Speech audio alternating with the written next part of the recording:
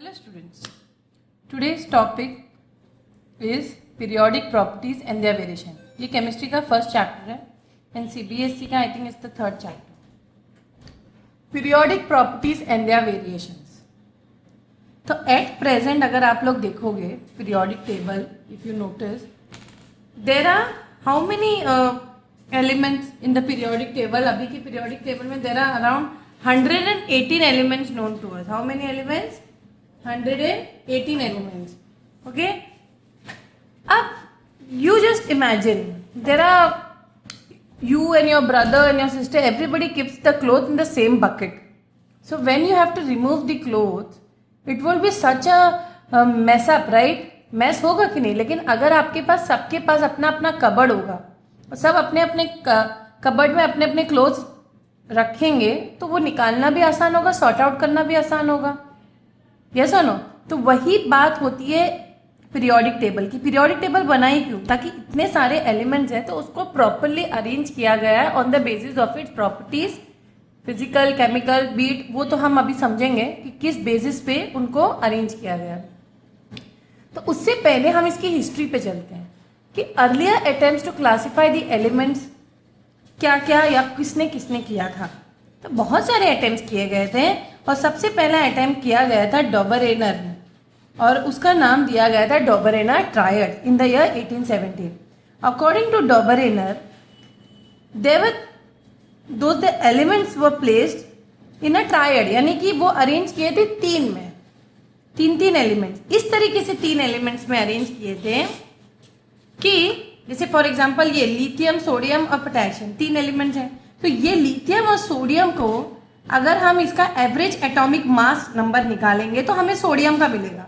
तो इस तरीके से क्लोरीन और आयोडीन है और बीच में जो ब्रोमीन का होगा क्या होगा? Average mass of chlorine and iodine, right. और कैल्शियम एंड बेरियम का एवरेज मास निकालेंगे तो हमें स्ट्रोंशियम का मिलेगा.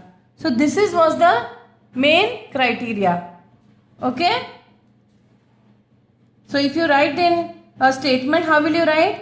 According to Doberanus, when three elements in a triad were arranged in the increasing order of atomic masses, the atomic mass of the middle element, जो middle element है, was roughly okay, एकदम perfectly नहीं, average of the or the arithmetic mean of the atomic masses of the other two elements.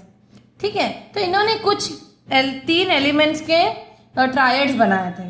जैसे कि यहाँ पे अगर आप लोग को एग्जाम में पूछा भी जा सकता है, name some Dobereiner triads, example of some Dobereiner triads. So you have to name these elements. Lithium, sodium, potassium, इनका ट्रायड बना था. क्लोरीन, ब्रोमीन, आयोडीन का ट्रायड बना था.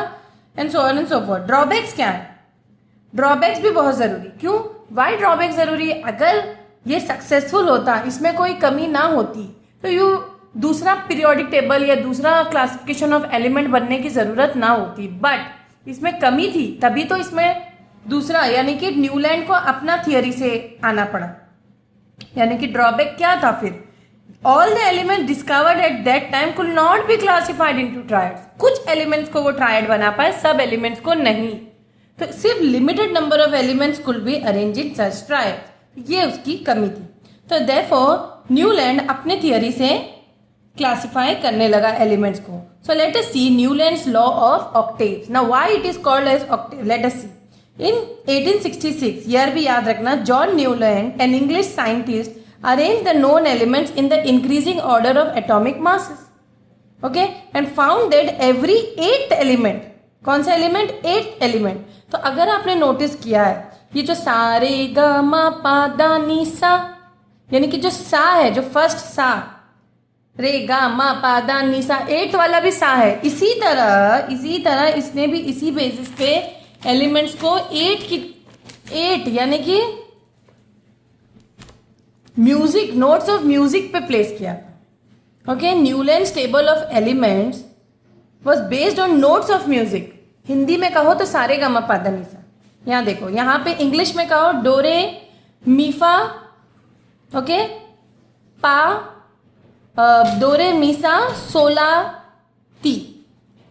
ओके. इंग्लिश में ये बोलते हैं सारे गामा पादा नीसा को इंग्लिश में क्या बोलते हैं? डो रे मी फा सो ला ती. ओके. तो ये म्यूजिकल नोट्स है. ये जो ऑक्टेव्स हैं, म्यूजिक के ऑक्टेव्स कहा जाते हैं इनको. So he compared the placement of elements to the octaves in music, octaves found in music. So therefore he called it as the law of octaves. Okay, that's it. इसीलिए नाम पड़ा Newlands law of octave. So what did he do? He place certain elements, for example here hydrogen, lithium, beryllium, boron, carbon, nitrogen, oxygen. So he found that the first element की property होती है to the next eighth element. Okay, so in such a way the law proved helpful for classification. But drawback क्या था इसमें? The law was applicated up to calcium, यानी कि almost 20 elements ही इसमें हम कर सकते थे, बाद में नहीं कर पाए. After that every eighth element did not possess the same relationship with the respect to the element lying above in the same group. तो ये सिर्फ कैल्शियम तक ही पॉसिबल था. अदर एलिमेंट्स, उस टाइम पे सिर्फ 56 एलिमेंट्स थे, उनमें से भी कुछ एलिमेंट्स को ही ये प्रॉपर्टी प्रूव कर पा रही थी. यानी कि जो फर्स्ट जो 8 एलिमेंट्स वो प्लेस कर रहे थे इन केस यहाँ पे, तो जो फर्स्ट एलिमेंट की प्रॉपर्टी किससे मैच हो रही थी? 8th element. प्रॉपर्टी कहो या रिलेशनशिप कहो, anything you can say. And the conclusion what was made that whatever theory he came up with was finally proved wrong, right? So he had to adjust some two dissimilar elements into same. For example, cobalt and nickel. Where do you find cobalt and nickel over here? Cobalt and nickel साथ में लिख दिया तो ऐसा नहीं होता है ना. You cannot write together. They were in the same slot. And this placed in the same column of chlorine and bromine, which have different properties. Okay, they were also not being distinguished properly. So this is the main drawback of Newland. So therefore there came another theory proposed by Mendeleev. So what did Mendeleev say? In fact, Mendeleev actually proposed the periodic table, actually formed the periodic table. जो आज हम periodic table use कर रहे हैं, वो उसका जो startup actually हम credit दे सकते हैं Mendeleev को, because he gave that table format. जो भी periodic table है, he was the one who had given us the table format. So we can give that credit to Mendeleev. Okay, Mendeleev's periodic table कैसा था फिर? Okay, Mendeleev's periodic table. Before that, let us know about Mendeleev. Who was he? Dmitry Ivanovich, या Dmitry you can say, Ivanovich Mendeleev was a Russian chemist. He was the most contributor for the early development of a periodic table of elements. Okay, where elements were arranged on the basis of their fundamental property, the atomic mass, and also on the similarity of chemical properties. So the two main things he formed the basis of classification was the fundamental property was atomic mass and also the similarity of chemical properties. And that time only 63 elements were known. Okay, and he placed it in the increasing order of the atomic masses. Very important. If you are asked about Mendeleev's periodic law, what will he say? The law is given over here. Mendeleev gave a periodic law which states that the properties of elements are a periodic function of their atomic masses. So your main word is atomic masses. He placed it according to the increasing order of atomic masses. Okay, what he placed? Elements. Okay, he observed, what did he observe? He observed that elements with similar properties fall in the same vertical column. And these vertical columns are called groups. Very, very important. Vertical columns group, you can say down the group, across the period. So across the period means they are horizontal rows. Horizontal rows are called periods. Vertical columns are called groups and horizontal rows are called period. तो simple करने के लिए ये दो term हमेशा use किया करो. Down the group, whenever you say group, say down the group. You won't get confused. Across the period. Across the period. जब भी बोलो ऐसे ही बोलो. Okay? Very good. Next is the special features of Mendeleev's periodic table. What were the special features? Okay? This table, now as I said, that time only 63 elements were known. Today we have 118 elements. That time only 63 elements were known. So only 8 vertical columns were there, which were groups. 8 groups were there. Okay? And 7 horizontal rows. So how many groups were there? 8 groups and 7 periods. Periods अभी भी 7 है, but groups बढ़ गए हैं. He even predicted the existence of those elements which were yet to be discovered. This is an interesting thing. he predicted the elements which were be going to discovered in future, and he left space for them in his periodic table. Okay, he named them as Eka aluminum, Eka silicon, which Eka boron. This Eka boron was in future known as, today is known as scandium. Eka aluminum today is known as gallium, and Eka silicon today is known as germanium. In fact, in exams also they ask you about this, that Mendeleev periodic table, in the Mendeleev periodic table, which were the elements, okay, which were in future discovered as scandium. So you can say Eka boron, or in opposite they can ask you, what is Eka boron known today as scandium. In the same way they can ask for Eka aluminum and Eka silicon. Okay, now Eka aluminum and gallium, why is it called as gallium today, Eka aluminum? Why? Because when he had predicted Eka aluminum's atomic mass, it was 68, and today gallium is near to it. The mass is near to it, atomic mass. It's 69.7, right? Formula of the oxide, he named it as A2O3, and today it is Ga2O3. Okay, formula of chloride, he named it as ECl3, and GaCl3 we named for gallium. So in order to group the elements having similar, now the second property, if I third property, if I discuss with you all of Mendeleev, he stated that in order to group the elements having similar properties together, at some places he had to place an element with a slightly greater atomic mass before an element with a slightly lower atomic mass. This was the criteria he used. Now what were the drawbacks? Why was this periodic table not successful, and there was a need for forming another periodic table for the classification of element? The first drawback was position of hydrogen. Hydrogen's position was not fixed in Mendeleev's periodic table. Okay, he kept it with alkali metal. Today it is fixed. The first element we placed is hydrogen itself. Position of isotopes also was not known. Okay, I hope you all know what are isotopes. Uncertainty in atomic masses. There were problems in placing the atomic masses. I mean, they were not regular enough in their increasing order. Okay, sometimes it was not. So the atomic masses did not increase in a regular manner on going from one element to the next. ये तो सबसे बड़ा drawback हुआ, because that was the main criteria, that was the main law. Because law stated that, what did the law state? Mendeleev periodic law.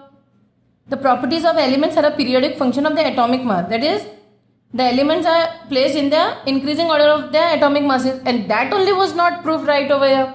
Placing of heavier element before the lighter, this is also another drawback, very important flaw. Yes or no? कि जो elements heavy थे वो पहले place किए गए थे lighter से.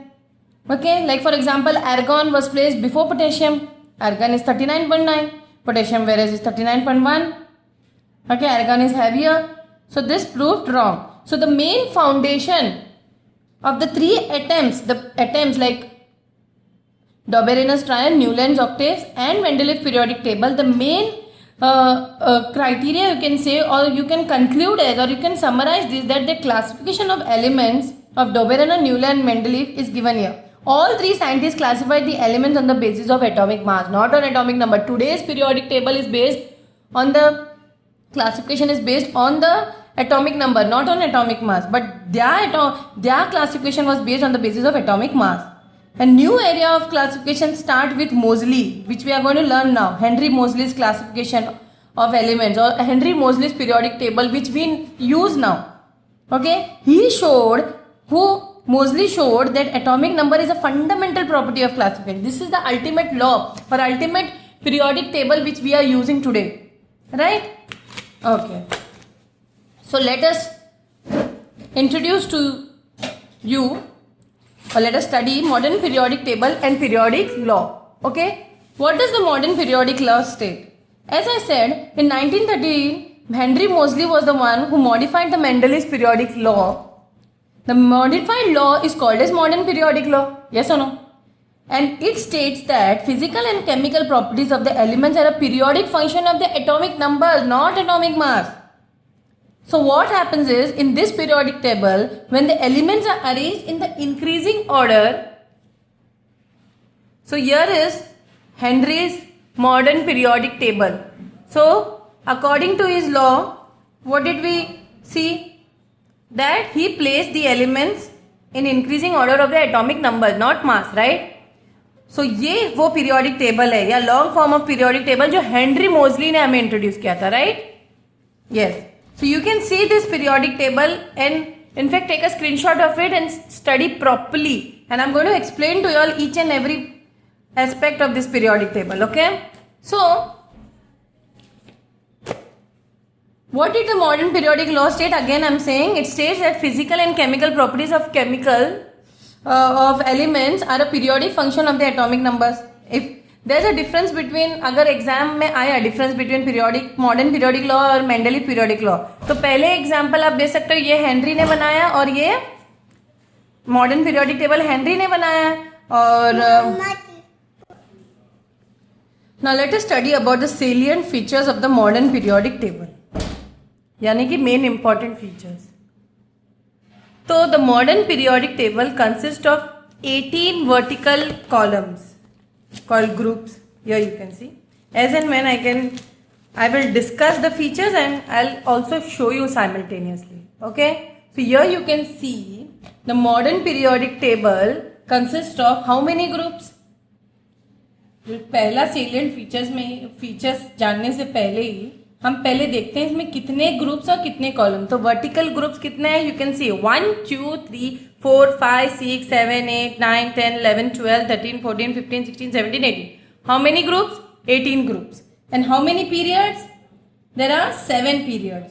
तो पिछले जो पीरियोडिक टेबल थी जो मेंडलीव की थी उसमें 8 ग्रुप्स थे और 7 पीरियड्स. इसमें पीरियड्स तो 7 ही है. 1 2 3 4 5 6 down the always we say down the groups and because they are vertical columns. ये सब vertical columns है. horizontal rows जो होते हैं वो periods होते हैं. 7 horizontal rows हैं, 7 periods हैं और इसीलिए हम इसको ऐसे across reading करते हैं. For example ये हाइड्रोजन फर्स्ट एलिमेंट है hydrogen, then helium atomic number 1 है हाइड्रोजन, एटॉमिक नंबर 2 है helium, then you have lithium beryllium, carbon nitrogen, boron carbon nitrogen oxygen fluorine neon so on and so forth. ठीक है. तो उसी तरह ये जो प्लेसमेंट है एलिमेंट्स के, ये जितने 118 एलिमेंट्स हैं, okay, here 103 are given but today there are 118 discovered. So here 103 are given, no 118 only is given, correct, 118 is given.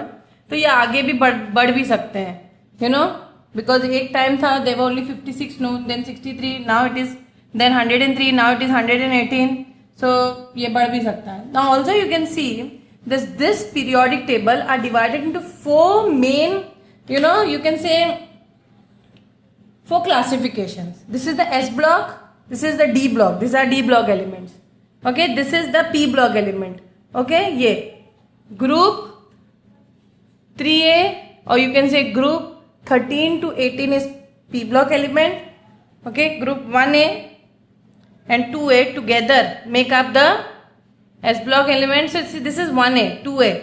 Then you have 3A is not over here. 3A is directly to 13th wala group. Okay. 3A, 4A, 5A, 6A, 7A, 8A. Then 3B is over here, which comes under your transition elements, transition metals or transition elements. 1A and 2A is your representative elements, which is S block, बोल सकते हो कि representative elements है. Transition metals या transition elements are D block elements. Then you have this from 3A to group 18.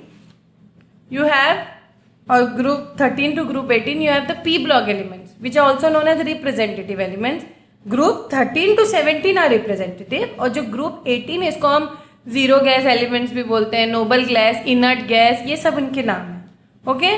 Then you have here this are your inner transition elements, right, which are also known as F block elements, are also known as F block elements. Okay, so how many block elements? S block, D block, P block and F block. S block is also known as comprises of 1A and 2A group and it is known as representative elements. D block comprises from group 3 to group 12 elements. Okay, and period अगर आपको देखना है group 4 period 4 to period 7, और यहाँ पे भी इसका अंदर डीपली क्लासिफाइड है. इसको हम ट्रांजिशन मेटल्स भी कहते हैं, ट्रांजिशन एलिमेंट्स कहते हैं. पी ब्लॉक ग्रुप 13 से ग्रुप 18 तक होते हैं. 13 से 17 तक जो ग्रुप एलिमेंट्स होते हैं उनको हम रिप्रेजेंटेटिव एलिमेंट कहते हैं, और जो नोबल गैस एलिमेंट्स है वो ग्रुप 18 एलिमेंट्स. ओके, और ये जो एफ ब्लॉक एलिमेंट्स है ये इनर ट्रांजिशन क्या कहते हैं, इनर ट्रांजिशन एलिमेंट्स भी कहते हैं, और या एफ ब्लॉक एलिमेंट्स कहते हैं. यहाँ पे लेंथेनाइट सीरीज और एक्टिनाइट सीरीज को हम पढ़ेंगे. So again I am clearing it. Okay, कि group 1 elements are called alkaline metals. Group 2 elements are known as alkaline earth metals. These are alkali metals, alkaline earth metals. ये तो हुआ group 1 और group 2 की बात. ग्रुप 13 को हम boron family, देखो जो उसका पहला एलिमेंट होगा उसके बेसिस पे वो फैमिली बोलेंगे. इसको हम बोरॉन फैमिली बोलेंगे, carbon family, nitrogen family. Okay, oxygen family. Oxygen family को हम चैल्कोजेन भी बोलते हैं. क्या बोलते हैं? चैल्कोजेन फैमिली भी बोलते हैं. ग्रुप 17 एलिमेंट्स को हम, देखो इसको हम ग्रुप 16 एलिमेंट्स को हम चैल्कोजेंस भी बोलते हैं. और ग्रुप 17 एलिमेंट जो कि फ्लोरीन फैमिली है उसको हम हैलोजेंस भी बोलते हैं. क्या बोलते हैं? Halogens. I am writing over here, you can just see. इसको हम चैल्कोजेन भी बोलते हैं, इसको हम हैलोजेंस बोलते हैं. Okay, halogen family. And group 18 elements को जीरो एलिमेंट्स भी बोलते हैं, नोबल गैस भी बोलते हैं, इनर्ट गैस भी बोलते हैं, because of their stable electronic configuration. Okay, very good. Now periods का अगर आप लोग नोटिस करो तो 7 हॉरिजॉन्टल पीरियड्स हैं. फर्स्ट पीरियड शॉर्टेस्ट पीरियड होता है, उसमें हाइड्रोजन और हीलियम ही है. ऐसी रीडिंग करना है आपको अक्रॉस द पीरियड ना, ऐसी रीडिंग. 1 यहाँ है, ग्रुप 2 यहाँ, मतलब एटॉमिक नंबर 1 भी है हाइड्रोजन का, और हीलियम जो उसका नंबर है, जो नंबरिंग दी है वही यहाँ पे उसकी एटॉमिक नंबर है. आप नोटिस करो. ग्रुप 20 तक, एलिमेंट 20 तक ये क्राइटेरिया सेम हो जाता है कि वही उसका एटॉमिक नंबर है. ओके, 21 से नहीं, यहाँ पे बदल जाता है एटॉमिक नंबर. ओके, स्कैंडियम का एटॉमिक नंबर ये हम डिस्कस करेंगे क्या होता है एटॉमिक नंबर, वो अभी आप पहले ये नोटिस करिए कि ग्रुप हाइड्रोजन का एटॉमिक नंबर 1 है. ओके, और हीलियम का एटॉमिक नंबर 2 है. दोनों फर्स्ट पीरियड में आते हैं, right. And it is the shortest period. Second period में it is also short period, लेकिन इसमें 8 एलिमेंट्स है. देखो, लिथियम, बेरिलियम, बोरॉन का. अगर निमोनिक चाहिए तो ली, बै, बेकनॉफ और नियॉन. ओके, ली यानी कि लिथियम, बै यानी कि बेरिलियम, बेकनॉफ, बी यानी कि बोरॉन, BCNOF भी बोल सकते हो आप लोग, बेकनॉफ. Carbon, nitrogen, oxygen, fluorine, neon. जो थर्ड पीरियड है it is also short period, not that long. देखिए ये भी शॉर्ट, यहाँ तक शॉर्ट होते हैं. ये वेरी शॉर्ट है. फर्स्ट तो वेरी शॉर्ट है, फिर शॉर्ट हुआ. ये है ना, मग, अल, सी, पास क्लास निमोनिक. ना यानी कि सोडियम, मग यानी कि मैग्नीशियम, अल यानी कि एल्यूमिनियम, सी यानी कि सिलिकॉन, पास यानी कि फॉस्फोरस और सल्फर, क्लास अर्गन. ठीक है, तो आप लोग को निमोनिक चाहिए तो लिख के चाहिए तो मैं बोलती हूँ पहले फर्स्ट पीरियड में, ये पीरियड वाइज में बता रही हूँ. ओके, हाइड्रोजन और हीलियम. ओके, सेकेंड पीरियड है, थर्ड पीरियड तक मैं डिस्कस करती हूँ निमोनिक. हाइड्रोजन, हीलियम, ली, बै, बेक, नॉफ, नियॉन. चलो तो मैं लिखती हूँ यहाँ पे क्या बोला है मैंने. ली, बै, बेक, नॉफ. ओके, ली, बै, बेक, नॉफ. नेक्स्ट वाला है ना, या आप ऐसे लिख दो, ना, मग, अलसी. अलसी के लड्डू खाते हो ना, अलसी, पास क्लास. ये मेरा खुद का इनोवेशन है, तो आप लोग अपने हिसाब से याद करना चाहिए तो याद कर लीजिए. ली, बै, बेकनॉफ जैसे मैंने कहा, उसके बाद नियॉन खुद से याद रखना. ये निमोनिक में बता रही हूँ. ना, मग, अलसी, पास क्लास. देखो, ना, मग, अल, सी, पास क्लास, उसके बाद अर्गन खुद से याद रखना आप लोग को. चाहे तो लिख लो यहाँ पे. ग्रुप पीरियड 3 में कौन कौन सा है? ना, मग, अल, सी, पास, क्लास और अर्गन. पोटेशियम कैल्शियम खुद से याद रखना। अब मैंने ये यहाँ तक क्यों स्टॉप किया, क्योंकि अगर आप नोटिस करोगे पीरियोडिक टेबल हम पढ़ते हैं, हमें पता है कि इसका एटॉमिक नंबर 1 है, 2 एटॉमिक नंबर्स नीचे लिखते हैं ना हम लोग, इस तरह भी लिख सकते हो। आपके उसमें 1 ऊपर लिखा है, वो सीरियल नंबर बता रहा है 3 4 5 6 7 8 9 10 ओके। और 11 12 13 14 15 16 17 18 19 20, तो 20 तक मैंने निमोनिक पक्का कर दिया। इनफैक्ट मैं पीरियोडिक टेबल के एक अलग सा वीडियो बनाऊंगी जहां मैं पीरियोडिक टेबल को पूरी तरह पढ़ाऊंगी। अभी के लिए समझने के लिए एटलीस्ट 20 एलिमेंट्स तो आप लोग को जबानी आनी चाहिए, ठीक है। आई hope you have understood. Okay, now move further in the period 4th and 5th period. 4th and 5th period, okay, they are long periods. 4th and 5th period are long. You can see how long they are. They are long period because here comes the introduction of the transition element. Okay, and their atomic number जो होते हैं each containing 18 elements, यानी कि 19 to 36, 19 से 36 atomic number है, वही उसका वो भी है सीरियल नंबर। 4th पीरियड 37 से 54। ओके, अब 6th और 7th पीरियड नोटिस करिए आप लोग। तो in group 3 and period 6 the elements from atomic number 57 and 71 are present which are called lanthanide. तो जो 57 और 71 है यही प्लेस करना है आपको, वो लेंथेनाइट की सीरीज आपको यहाँ पे कंसिडर करना है। Okay, they are called lanthanide, they are rare earth metals. देखो लेंथेनाइट की सीरीज यहाँ से यहाँ इन्होंने बताई है लेंथेनाइट सीरीज। और एक्टिनाइट सीरीज जो ग्रुप 7 में आ रहा है, सॉरी ग्रुप 7 नहीं कह रहे हैं, पीरियड 7 में आ रहा है। ओके, 89 to 103 क्या फॉर्म करता है हमारा एक्टिनाइट सीरीज। क्या फॉर्म करता है actinide series. So now I hope you have understood the entire periodic table. इसके फीचर्स भी पढ़ लेना। Now we decide about periodicity. तो ये क्यों, ये पीरियोडिक ऑर्डर क्या होता है। एक पीरियोडिक ऑर्डर एक रेगुलर वेरिएशन दिखा रहा है, इसीलिए तो नाम पीरियोडिक टेबल पढ़ा, क्योंकि element show regular variation in both physical and chemical properties with in the same group of period. With in the same group you will see, अगर ये ग्रुप है, जैसे हमें पता है ये पूरा ग्रुप इनर्ट गैस का ग्रुप है, तो एक ही ग्रुप में एक सिमिलर प्रॉपर्टी है क्या, कि इनका सबका आउटर मोस्ट ऑर्बिट फिल है और वैलेंसी 0 है। इसी तरह सारे जो ग्रुप्स है, ये सारे पीरियड में अपने एक अलग यूनिक प्रॉपर्टी होगा जो सबके लिए सेम होगा।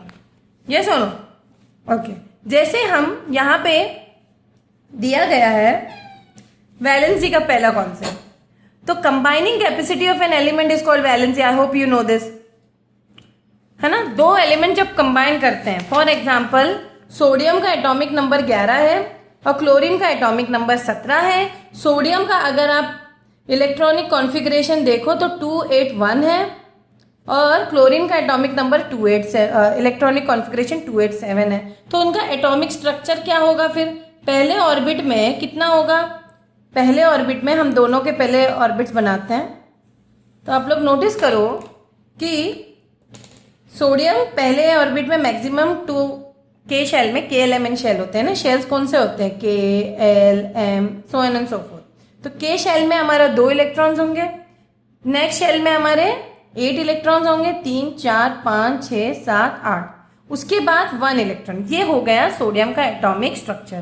क्लोरीन का भी पहले के शेल में 2 इलेक्ट्रॉन होंगे, फिर इसको हम क्रॉस से मार्क करते चलो, और दूसरे ऑर्बिट में हमारे 8 इलेक्ट्रॉन्स होंगे, 3 4 5 6 7 8, और नेक्स्ट में 7 होंगे, 1 2 3 4 5 6 7। तो यानी कि 8 इलेक्ट्रॉन, देखो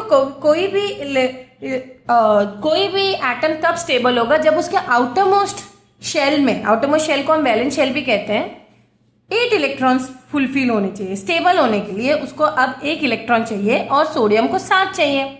अब कोई भी 7 इलेक्ट्रॉन इसको देगा नहीं, इसीलिए मजबूरन सोडियम अपना 1 इलेक्ट्रॉन क्लोरीन को देके अंदर स्टेबलाइज होता है, यानी कि वो वैलेंसी, अब उसकी जो सोडियम आयन की वैलेंसी हो जाती है 28 और क्लोरीन आयन की वैलेंसी हो जाती है 288। कैसे, क्योंकि सोडियम ने 1 इलेक्ट्रॉन दिया है और खुद 28 बन गया, और क्लोरीन ने 1 इलेक्ट्रॉन लिया है और खुद 288, यानी कि एक एक्स्ट्रा इलेक्ट्रॉन, एक एक्स्ट्रा नेगेटिव चार्ज आ गया, इसलिए हम Cl माइनस लिखते हैं।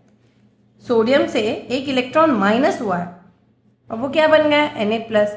क्लोरीन ने एक इलेक्ट्रॉन ऐड हुआ है तो वो क्या बन गया, Cl minus. So this is the concept of valency.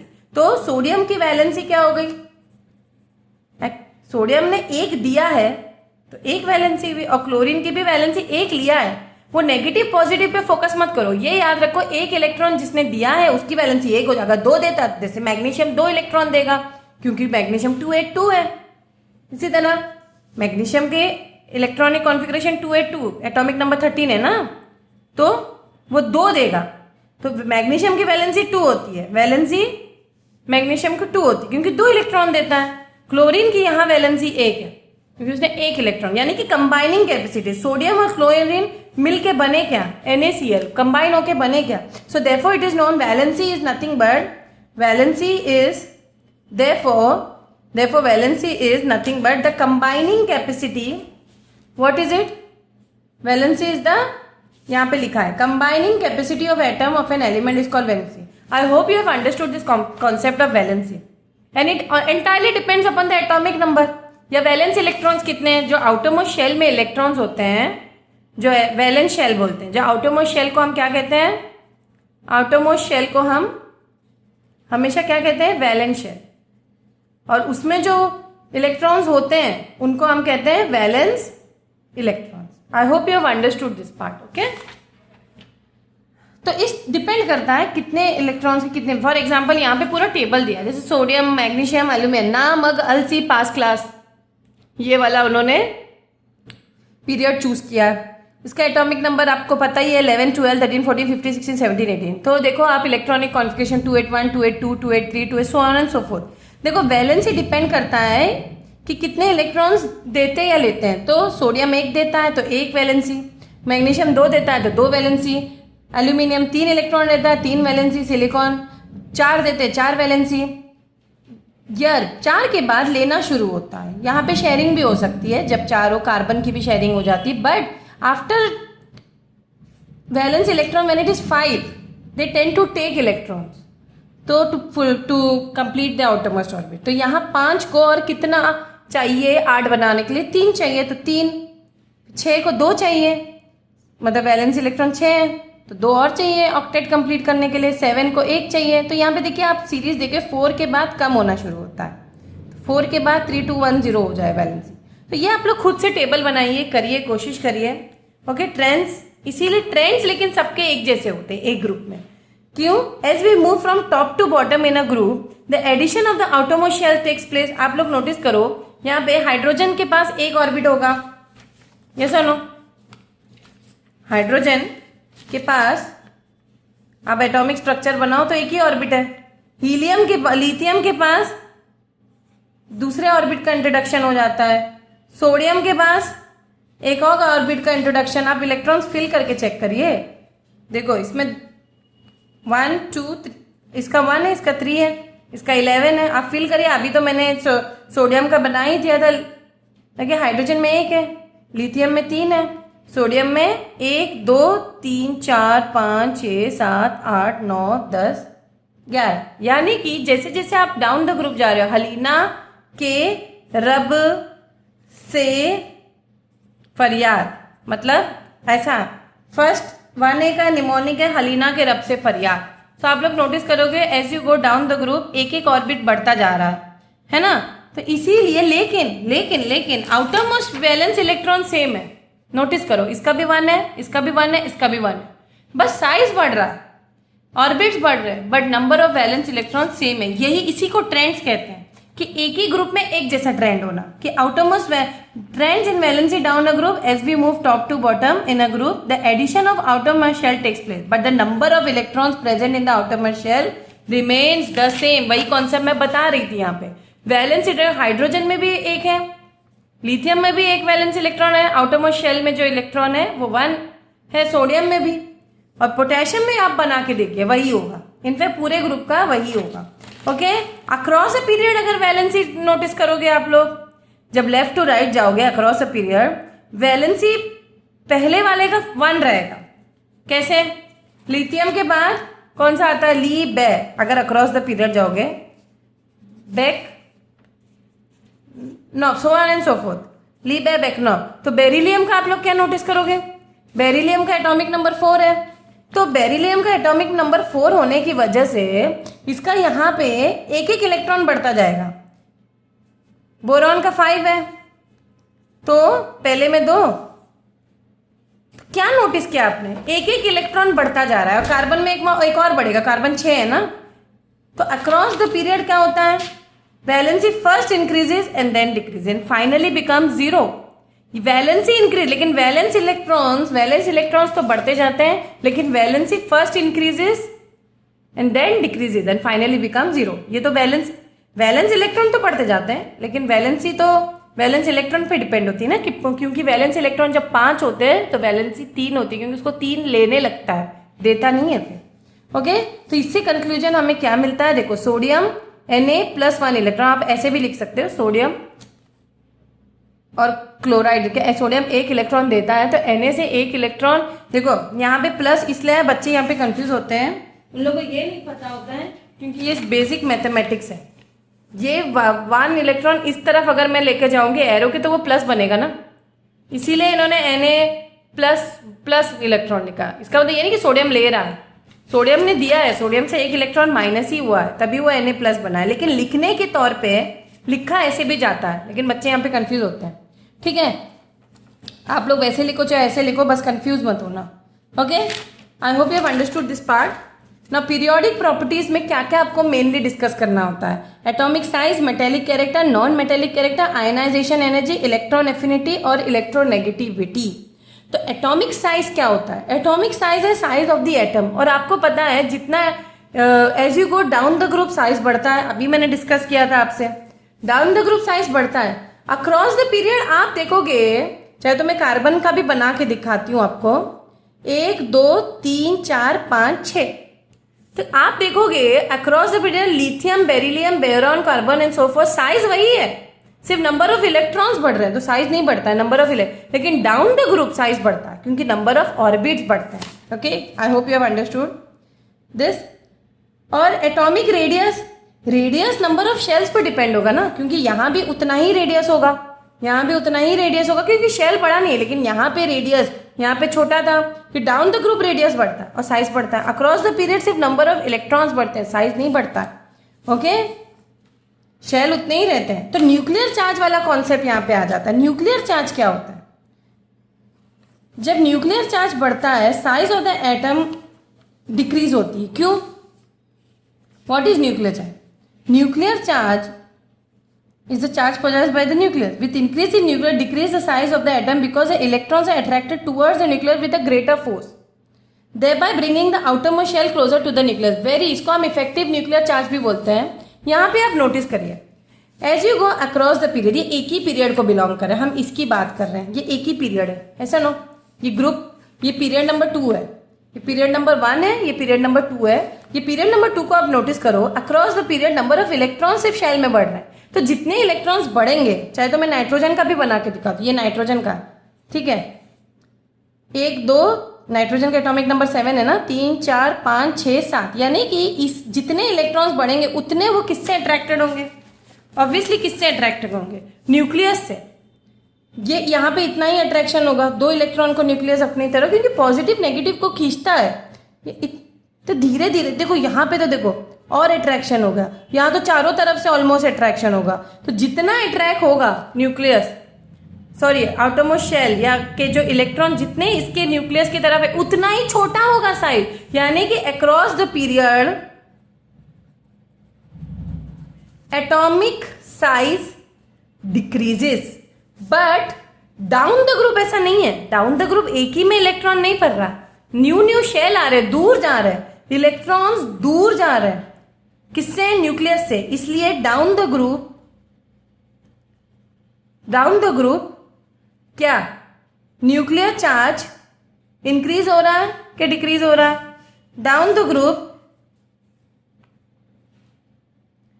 Nuclear charge अगर बढ़ेगा तो decrease the size of the atom, size, nuclear charge बढ़ रहा है तो साइज डिक्रीज हो रहा है, न्यूक्लियर चार्ज घट रहा है तो साइज बढ़ जाएगा, तो यहाँ पे न्यूक्लियर चार्ज,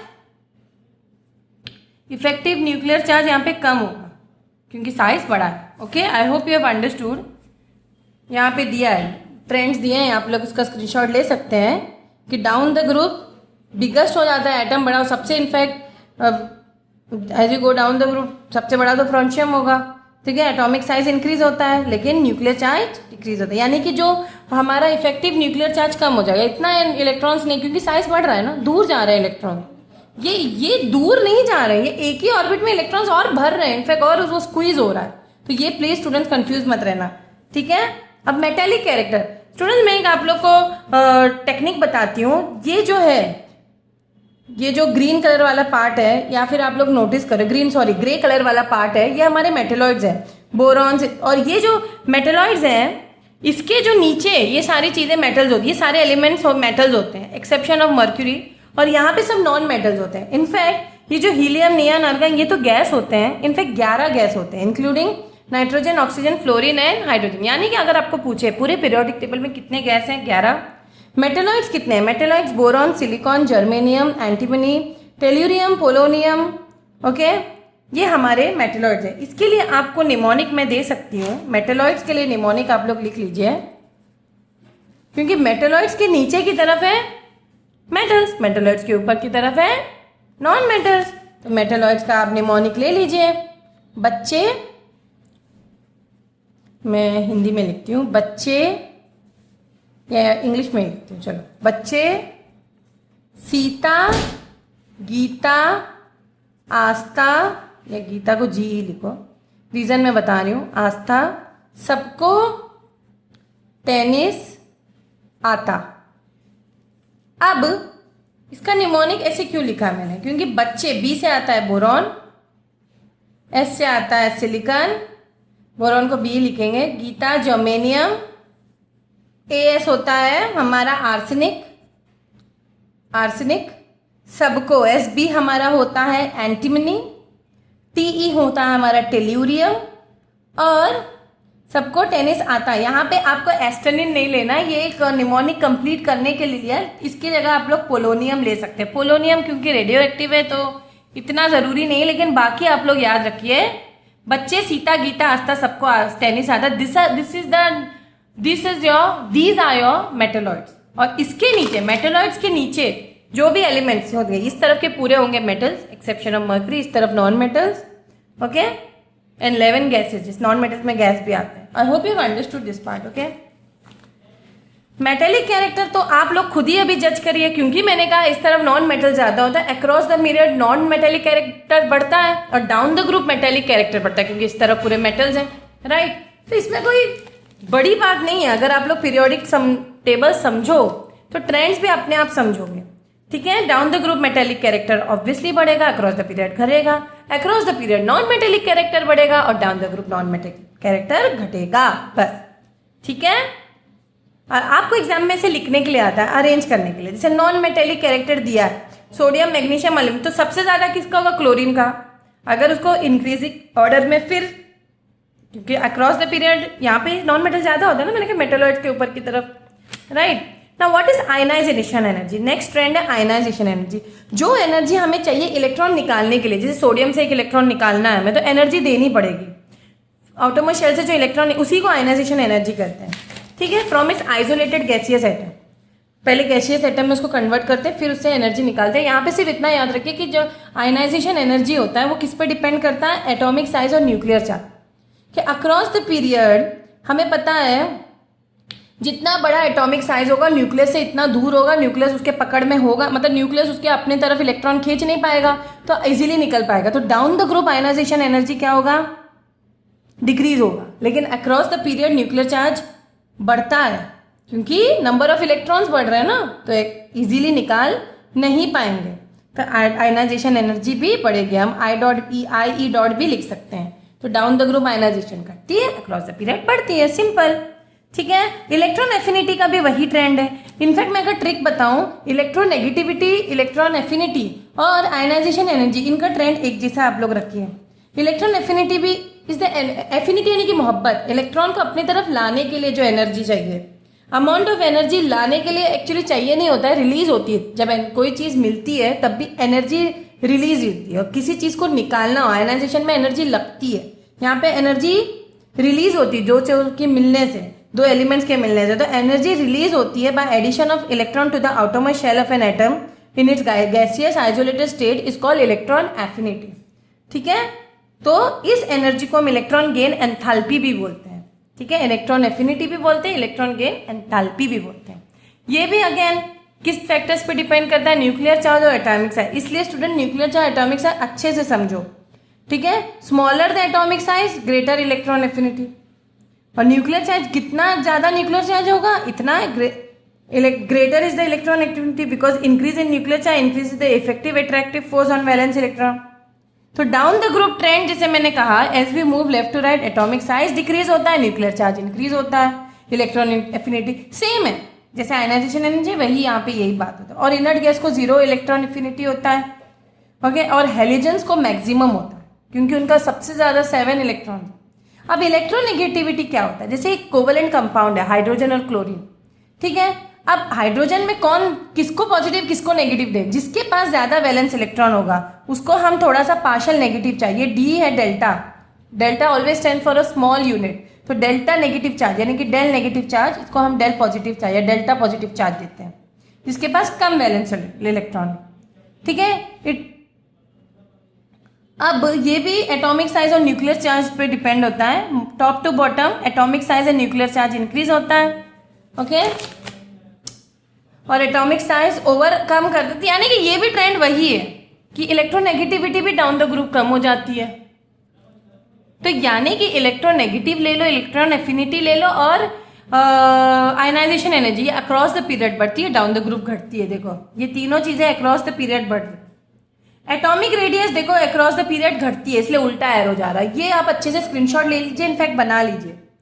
ठीक है, और यहाँ पे देखिए ionisation energy down the group, electron ionisation energy down the group घटती है, इसीलिए उल्टा एरो जा रहा है। एरो उल्टा क्यों जा रहा है, क्योंकि down the group ionisation electron gain and electronegativity घटती है, एटॉमिक रेडियस बढ़ती है, इसलिए एरो ऐसे नीचे को इंक्रीजिंग ऑर्डर में जा रहा है।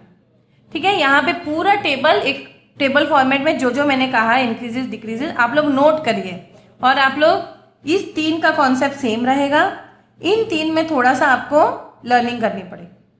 ठीक है, आओ यहाँ पे प्रॉपर्टीज दिए हैं, प्रॉपर्टीज को भी आप लोग नोटिस कर लीजिए और इसको आप स्क्रीनशॉट ले सकते हैं। यहाँ पे एल्कली और हैलोजन मेटल्स में इन्होंने कंपैरिजन किया है। एल्कली मेटल्स ग्रुप 1 होते हैं, हैलोजन ग्रुप 2 ग्रुप 17 होते हैं। फिजिकल स्टेट एल्कली मेटल्स तो थोड़ा शाइनिंग होते हैं, they are soft like sodium, और जो सोडियम और पोटेशियम को तो इतने वो रिएक्टिव होते हैं, इनफैक्ट सोडियम को तो हम नाइफ से भी कट कर सकते हैं, और हाईली रिएक्टिव होते हैं उन लोग, इसलिए उनको हम केरोसिन में रखते हैं।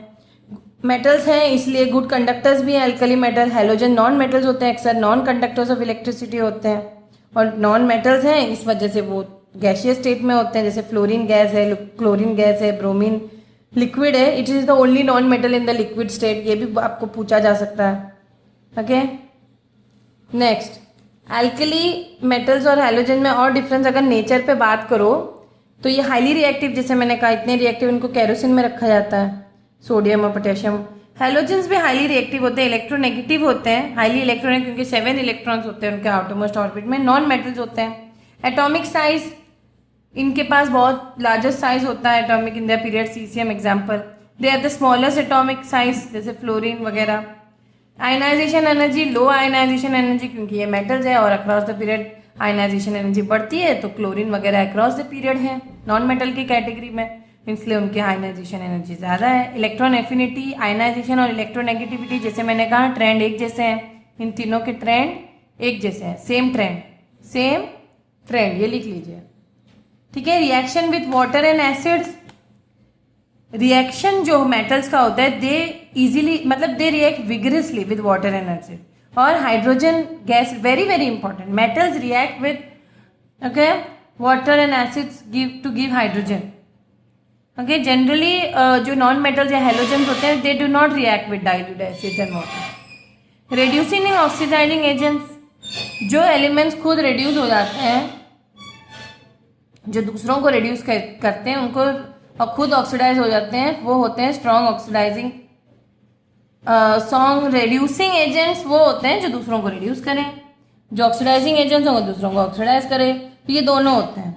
स्ट्रॉन्ग ऑक्सीडाइजिंग एजेंसी होते हैं non metals, halogens, because they accept electrons to complete the octet.